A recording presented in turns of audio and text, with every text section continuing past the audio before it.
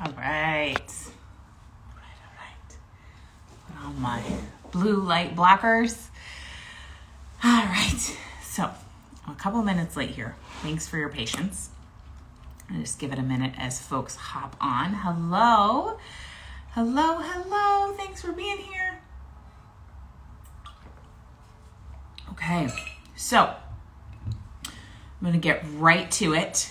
We are talking about saying no and FOMO, otherwise known as the fear of missing out. So I've been talking about saying no more over the last couple of weeks because we are preparing to kick off the No Challenge on Monday. So for those who haven't joined the No Challenge, you can head over to katenorthrup.com/no. And hi, Darren. I'm so glad that you remember my videos from 2015. Yes, I have been around for a while. I'm like a, online personal growth elder. So happy for those who've been around for a while. If you're new to me, hello. Today we're talking about saying no and FOMO, the fear of missing out. So I just went ahead and posted the link to the No Challenge in the comments. I pinned it. So if you've already joined in the No Challenge and you're ready to go get started with us on Monday, awesome. You can let me know in the chat. The No Challenge is a way for us to commit in a relatively small period of time, 8 days, to saying no to the things that don't serve us. So we're going to practice saying no to one thing a day. And I got this idea because I was watching the second Minimalists documentary the same day that I had interviewed the Christine Platt here on my IG, the author of Afro Minimalism. And I was thinking about getting rid of stuff. And I used to be a feng shui consultant. Hi, Daniela. I used to be a feng shui consultant in New York, which was one of my many careers. And clutter is something that holds energetic weight. So our stuff, whether it's this luscious embodiment aura mist, or whether it's this journal, or it's my daughter's little "this room belongs to princess," door hanger, whatever it is that's around us, this candle, our stuff holds energy. And that's the whole premise of feng shui. It's also really at the core of Marie Kondo's work. And the minimalism movement is so beautiful because it helps us to liberate ourselves from the weight of the energy of our stuff. And I love getting rid of stuff, though I come from a long line of pack rats, and so I struggle with getting rid of stuff. Unlike my husband, he just throws everything. He's a Virgo. And hi, Eliza, thanks for being here. And so I got this inspiration because the minimalism message came to me several times in one day. And I thought, wouldn't it be cool if instead of practicing getting rid of one physical object a day, we got rid of one obligation or commitment a day to create that same kind of liberation that we feel when we clean out our sock drawer, but instead get that same kind of liberation because we have cleaned out our schedules.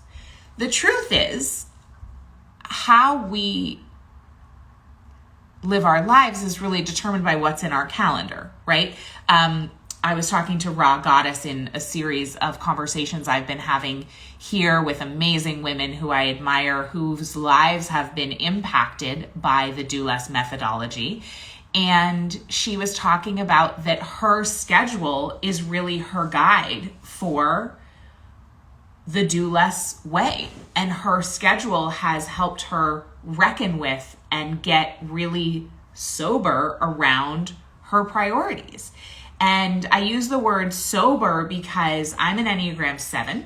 And as an Enneagram 7, I don't know what you all are. If you want to type in what Enneagram number you are in the chat, I love to talk Enneagram. I love to talk human design. I love to talk astrology. So any of that I'm always here for. But as an Enneagram 7, I'm the enthusiast. I love to say yes to all the things. And left to my own devices, kind of the shadow of an Enneagram 7 is endless enthusiasm that leads to overwhelm. So the life lesson of an Enneagram 7 is to learn sobriety, and not necessarily sobriety around substances. That hasn't been my particular journey, though I don't drink and I don't really do drugs. But sobriety around boundaries and saying no. And so because, we've got B with binoculars as a projector 4-6, Enneagram 9 and 2, and an INFJ. Oh, love that you're bringing in the Myers-Briggs. I am a ENFJ. So for those of us who struggle with saying no, we are the perfect people to teach it because it's not something that comes easily. Certainly saying no is not something that comes easily to me. And when it comes to saying no, it is because A, people pleasing, but B, being afraid we're going to miss out. So how many folks here, just let me know, ENFJ, how many folks here, I'm imagining you struggle with saying no because you're afraid that if you say no, you're going to miss out on a good time, you're going to miss out on something that would have brought you significance, you're going to miss out on something that might have brought in a client, right? I know that back in the day when I was running my network marketing business, one of my other previous careers, I would go to people's homes or their offices and I would give presentations about the business that I worked with. And I would say yes to going anywhere because the mindset was you have to say yes to any opportunity because you never know, you might get a new customer out of it or you might get a new team member out of it, which totally is true, except the problem with that is sometimes I would drive like 2 hours and no one would show up. Or sometimes I would drive 2 hours and there would be one person there and they were like on their cell phone the entire time. So I didn't have good boundaries around what was and what was not a good use of my time because I was afraid that if I said no to something, I would miss out on a potential client, a potential opportunity, a potential good time. And here's what happened. What happened is I ended up doing too many things. So if you're feeling like you're overscheduled and you are overwhelmed and you have too many people asking things of you, and you have too many things on your calendar and too many things on your to-do list, and you're having to wake up at 4 a.m. to get them done or work on weekends just to keep yourself kind of so your nose is above the water, you need to learn how to say no. And here's the lie. The lie is that if we say yes to more things, we'll have more opportunity. That's the lie. The truth is actually based on something called the vacuum law of prosperity. So the truth is that when you say no more often, you get more opportunities instead of less, and certainly better opportunities instead of fewer opportunities. So this has been true in my career, and I can corroborate that this is true in the careers of the vast majority of my friends, which is that when we got clear on what was and was not a good use of our time and started saying no way more often than we said yes, not only did our time open up, but something miraculous happens in the universe where you start to attract higher paying gigs, more visibility, opportunities to speak to more people, opportunities to impact more people. And that is because the vacuum law of prosperity says that nature abhors a vacuum, meaning doesn't like a vacuum, and a vacuum being empty space. So when something is occupying space in our lives, like a client who drives us crazy, but we think, I can't say no to this client because I'm not going to be able to pay the bills, right? So that's a lack relationship with your time, your value, and your money. It's saying, I have to keep this thing, this person, or this stinky couch, or this relationship that doesn't fulfill me because I don't believe I can get anything better. So when we say yes to the client who wants us to do something that's really like outside of our zone of genius and outside of our zone of excellence and something we don't even like to do, or when you say yes to the cranky client who you know is a pain in the ass, but you keep working for them anyway because you're afraid you can't get something better, what you are communicating is, I don't trust that I can have what I deserve. And listen, we all come by that completely honestly through real life experiences of having bad experiences, certainly through systemic issues within our system that make it so that based on your identity, it may be in fact more challenging to receive the kinds of things that you want to receive, whether it's opportunities, money, all kinds of things like that. So those things are real. And we have to hold the duality at the same time, which is that systemic issues are real. Your history is real. The history of our world is real. And we get to choose to work with our point of attraction at the same time. Like both of those things can coexist. I am a big believer in duality, that more than one thing can be true in the same moment, and we can operate on two different levels. So when it comes to saying no, it's incredibly important to stake your claim and say, no, this is not for me because I know that something else is for me. And the other new opportunities that are for you, the better opportunities, the bigger opportunities, the ones that really speak to your soul, will not come if you are filling your life and your schedule with stuff and people and appointments and things that are subpar. So when you keep saying yes over and over and over again to the thing that's not right for you, and you keep betraying yourself in that way, there's literally, your life becomes bloated and there's literally no space. So last summer, I worked with an organizer to help me get rid of a bunch of stuff. And I was organizing my yoga pants and I had this one drawer for the yoga pants. And I was like, well, Abby, I'm out of space in my yoga pants drawer. And she was like, no. And I was like, what do I do with the rest of the yoga pants? And she was like, well, this drawer is the amount of space that you have for yoga pants. So if the pants don't fit in this drawer, you cannot own them because this is the space you have.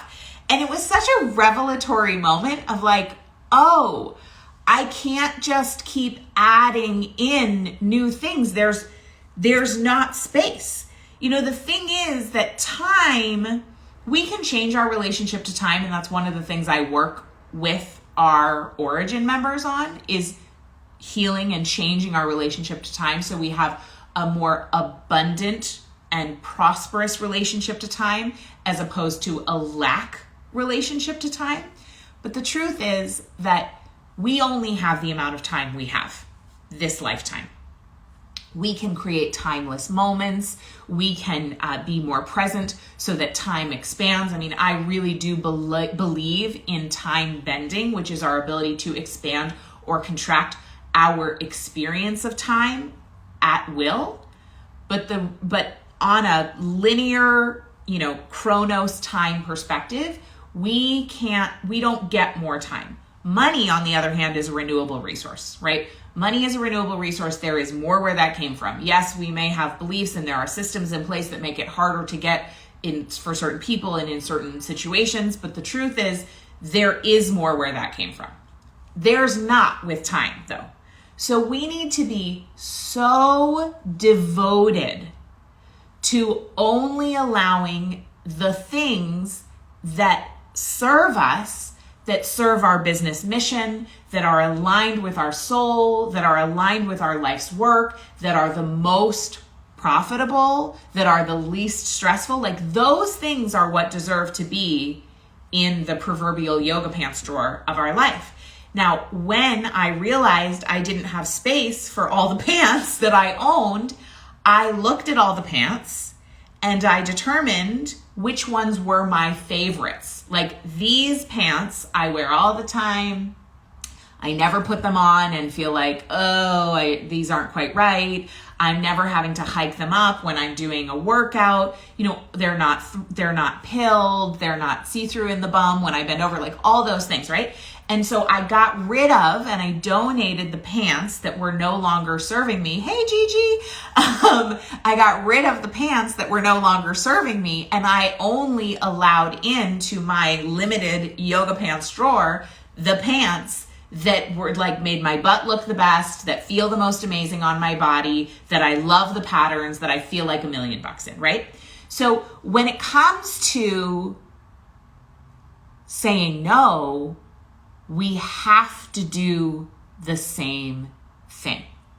Conrad, if you would like to ask a question, just go ahead and type it into the comments. I think that's the best way to answer it. I would love to answer your question, Conrad, if you just type it into the comments.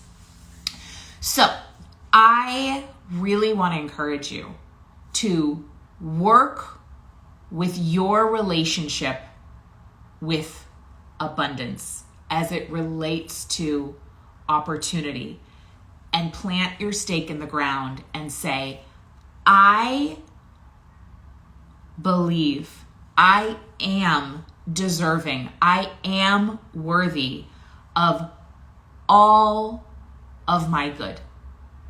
And I am going to take action by saying no to this annoying client, saying no to these people, this organization that's a pain in the ass to work with, saying no to doing work that is not in my zone of genius. Like those things you say no to as a righteous act of claiming what you will and will not allow into your life. And when you claim it by beginning to say no, what happens is everything reorganizes around you. And not only do you just energetically come off as a hot commodity, and literally, because quite frankly, people who say no more often build their cachet. Like if I have somebody who I know will just say yes to everything, I feel like they're a pushover and I feel like they don't value their time, and therefore I don't value them as much, which is wild, right? That happens. We think, I need to say yes to everything to make everyone else around me comfortable, make everyone around me happy, and they won't like me as much if I don't say yes all the time.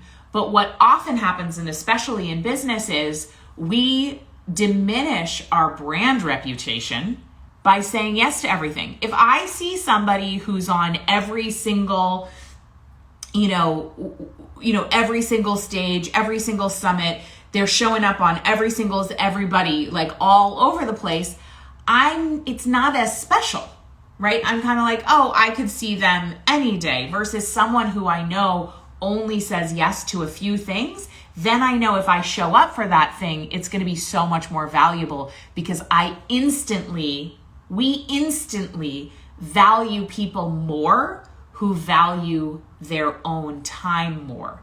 It creates this ripple effect in the universe that when you take a stand for the value of your time, everyone else around you feels it, and then you get paid more and people want you to do cooler stuff. It just is it's like the way it works. It's amazing. So I'm curious, does anybody have questions about this or a specific situation that maybe has come up for you around this?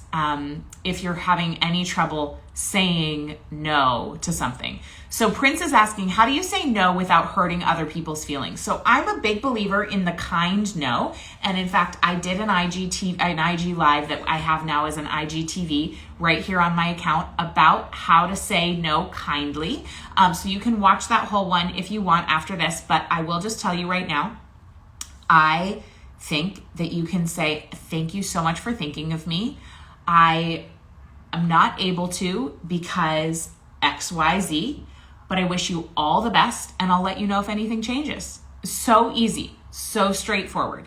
So thank you so much for thinking of me. I'm not able to because whatever, right? I'm not able to because I'm prioritizing writing my book right now.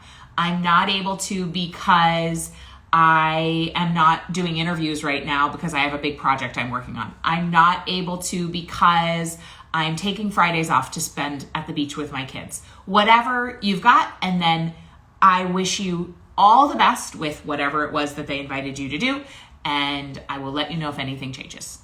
So great. So easy, right? I invited 2 women just yesterday to have a play date this weekend, and they both said, oh, thank you so much for thinking of us.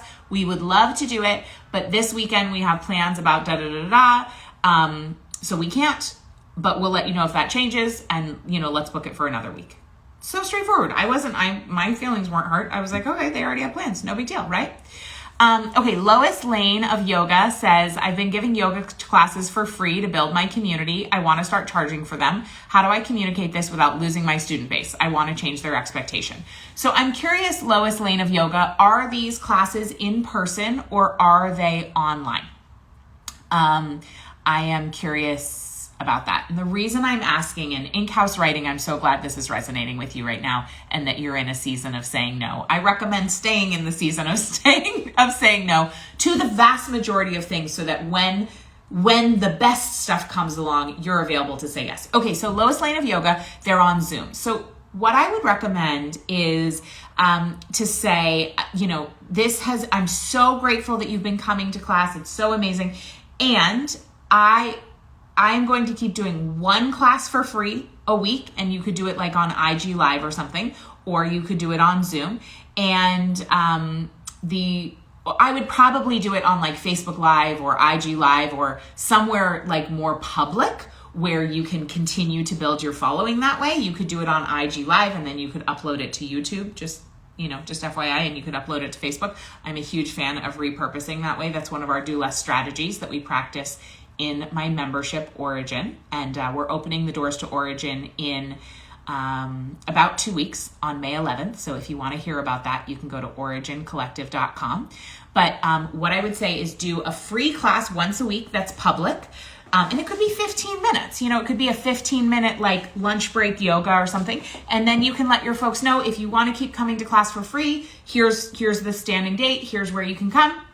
And from here on out, the classes on Zoom are going to be X amount of dollars, and set up an easy payment system so that they can get the link. And you could give a discounted rate to the people who've been coming to the free class. So you could say, because you've been coming to class and you've been such a loyal student, I would like to give you this, this charter rate or this early adopter rate or something for the online classes. And you could say, for 10 classes, it's going to be, $10 a class or $15 a class or whatever you're going to do. And so make them feel special, make them feel acknowledged for being one of your early adopters. And then just let them know. And here's what I think you'll find is that when people pay for things, they value it more and they get a better result. Because when we value something more, we are more engaged, we are more prepared, we show up with a different energy, we're more committed, and we automatically get better results. So you're going to find that that your students get better results. They might be more consistent. They will also value you more highly if you are charging. I know for myself, if somebody's like, oh, I do massage and I charge $50, I'm like, okay, $50 is a great rate, but if somebody says, oh, I do massage and I charge $100, I might think that the $50 person doesn't give as good of a massage as the $100 person. Now that's just an example. And I think obviously, there's the energy of pricing, and then there's what the market, there's the market, right? So I don't think we can just charge whatever we want.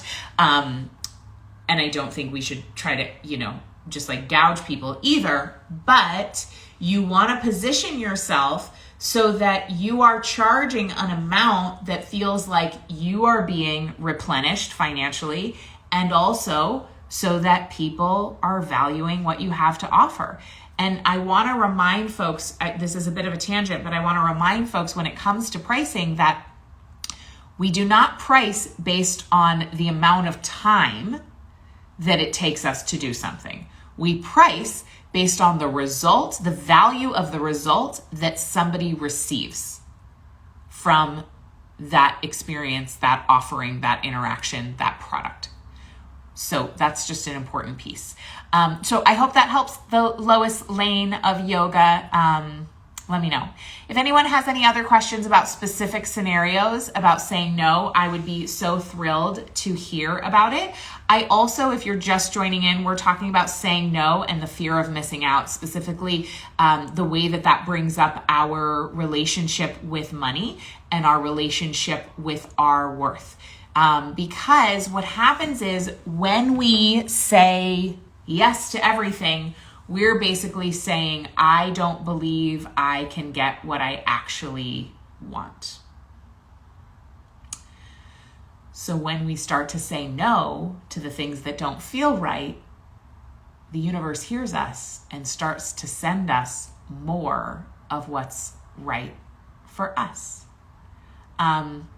Yeah, Juliet, it's true. That was just an example, but it's true. You don't necessarily know how good a practitioner is from how much they charge, but I do certainly know, and somebody more expensive is not always better, but there is a real psychology of money. And if something is free, we tend to not value it like we do if we pay for something.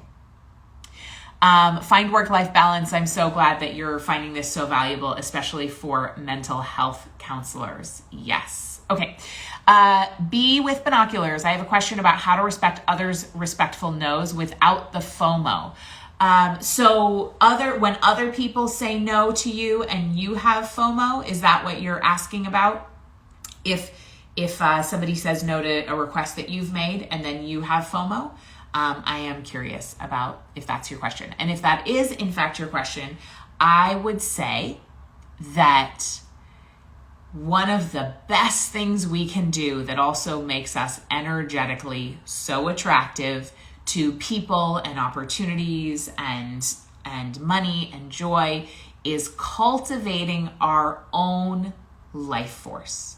And what I mean by cultivating our own life force is that we bring the party. So, for example, my girlfriends who said no, they couldn't get together to get our kids together this weekend, I wasn't like, they're not the only gig in town, right? I have plenty of friends. I have plenty of other things I can do with or without friends with my kids.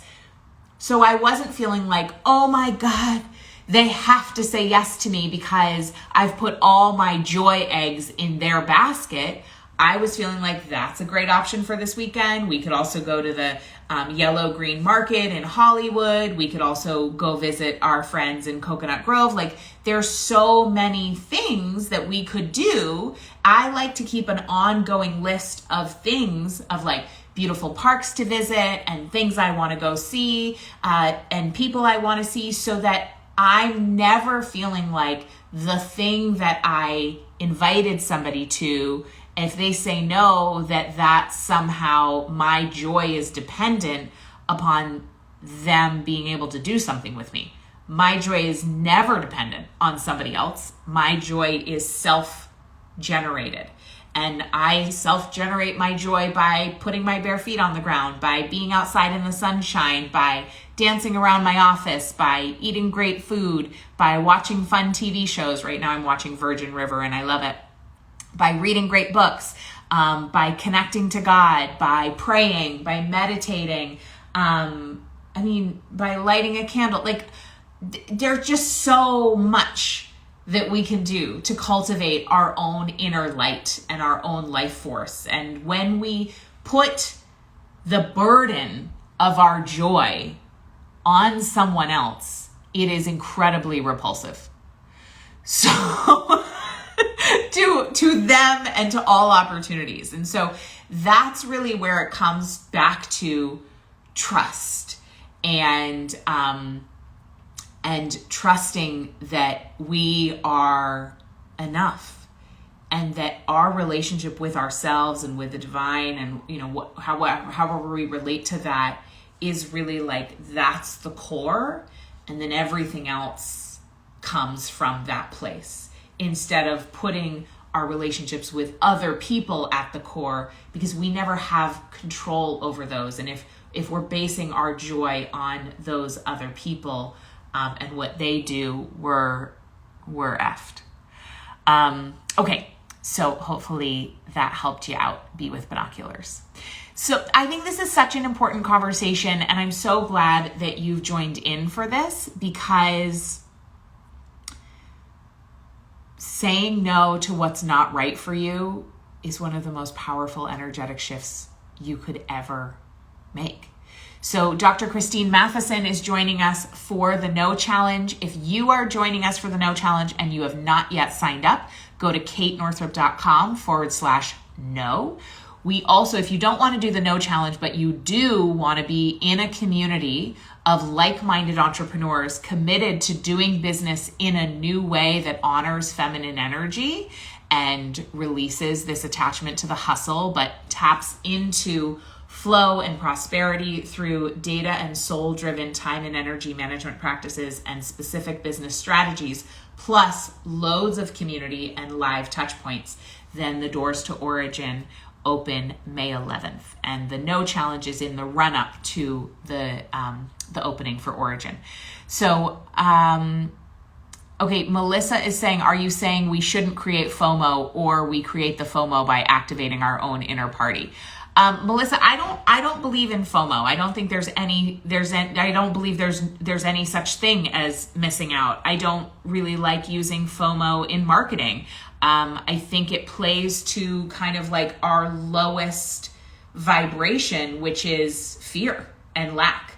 And I believe that there's plenty to go around, and I believe that there's more than enough joy, more than enough opportunity, more than enough money.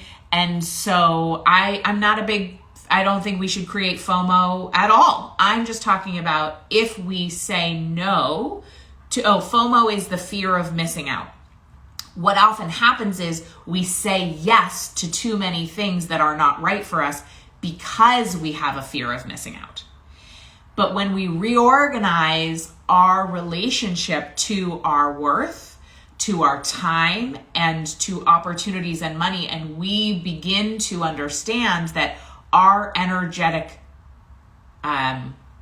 imprint, our point of attraction, the way we are in the world is what is bringing opportunities to us. And also there's the systemic issues too. So both on the same, both happen at the same time. We talked about that earlier. When we begin to understand that we are the party, that like we are the gift, then FOMO really begins to melt away, because we're not looking outside of ourselves any longer to be gratified, to be satisfied, to find joy. And what the wildest thing that happens is when you start saying no more often because you no longer are having FOMO, the things you get to be a part of get so much better. So we think, if I say yes to all the things, then I'll never miss out on anything. What's actually true is if you say yes to all the things, you're missing out on the best stuff. So we're going to end there. Thank you, Melissa. That was a great clarifying question. I really appreciate it. So please join me for the No Challenge. We begin on Monday. There will be 3 live sessions as part of the No Challenge, which you can take part in. On Monday, we're talking about the choice between disappointing yourself and disappointing others. The next live is going to be about specific scripts for saying no in the most common scenarios in your business. And then the third one is going to be about creating no policies for yourself and your business so that you don't have decision fatigue from trying to weigh every single thing that comes across your plate. So that's what's in for the No Challenge. It is free and you can get in over at katenorthrup.com/no. Thank you all for being here. I really appreciate you all, and share this with a friend if you found it helpful. Bye. See you next time.